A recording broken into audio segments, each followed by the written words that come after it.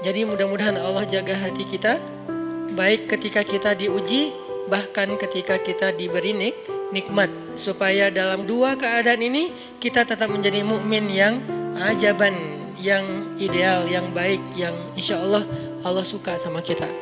Kalau diuji sabara fakana khairallah, kalau diberi nikmat syakara fakana khairallah. Kalau dia diuji dia bersabar dan itu kebaikan untuk dia. Ternyata diuji ujung-ujungnya baik. Lewat apa ujian menjadi kebaikan? Lewat sabar. Bukankah Allah bilang wabasyiris sabirin? Sampaikan berita gembira kepada orang yang sabar. Ada banyak kebaikan yang Allah sediakan untuk orang yang sabar kalau dia sabar. Dan kalau diberi nikmat syakara. Kalau diberi nikmat dia bersyukur. Fakana khairallah. Kenapa nikmat kok menjadi kebaikan? Maksudnya dengan dia bersyukur Allah tambahkan kebaikan itu. La in syakartum la azidannakum. Jadi orang beriman itu kayaknya hidupnya tuh harusnya sih nggak ada bete-nya. Hidupnya tuh nggak ada istilah, aduh hari ini gue kayak rugi banget nih. Nggak ada orang yang beriman rugi. Kan hidup kita tuh di antara dua itu kan. Cuman varian ujian itu aja macam-macam. Varian ujian itu misalnya kalau di surat Al-Baqarah Allah menyebutkan 3 varian ujian kan.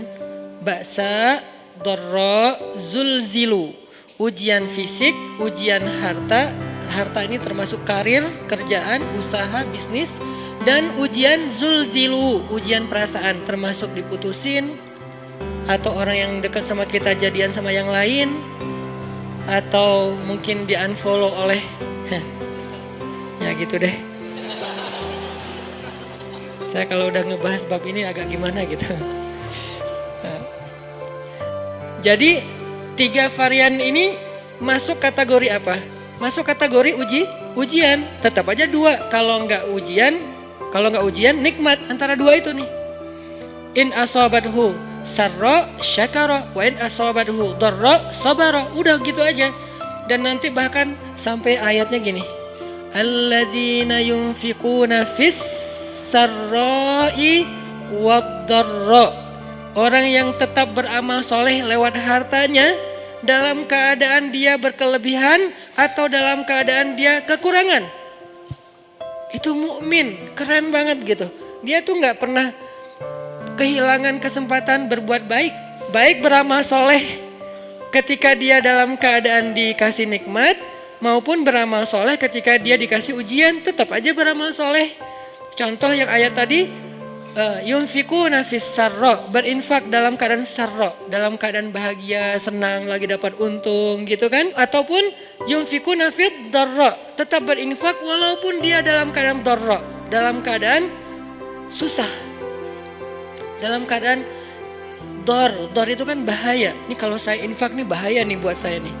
Kalau saya kasih nih saya kayak nggak ada tabungan buat mahar nih. Kalau saya kasih ke dia, terus saya gimana? Gitu kan? Ini dor banget nih, bahaya banget nih. Tapi dia tetap berinfak. Siapa yang mencontohkan hal seperti itu? Selain pastinya Rasulullah udah nggak diragukan lagi. Yang jadi kayak simbol berinfak walaupun dia butuh.